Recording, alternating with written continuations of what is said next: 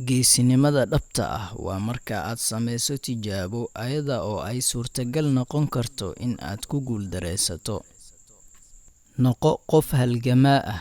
Kaliya ma ahan in aad u halganto guusha oo keliya, sidoo kale waa in aad u halgantaa sidii aad u noqon lahayd qof qiimo iyo sharaf leh. Haddii aad aragto saaxiibkaaga iyo cadowgaaga oo isla jira, waxaa hubaal ah in labaduba ay yihiin cadowgaaga, keliya midna uu ismuujiyo halka kan kalena uu isqariyo.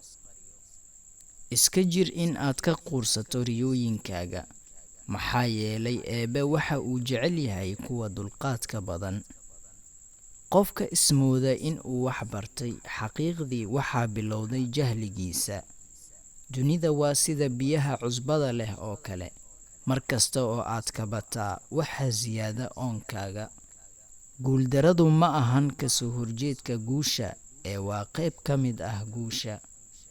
Sirta noloshu ma ahan in aad samayso waxa aad jeceshahay, balse waa in aad jeclaataa waxa aad qabanayso. Ha ku kalsoonaanin qofna, maxaa yeelay Ibliisba waxa uu ka tirsanaa malaa'igta.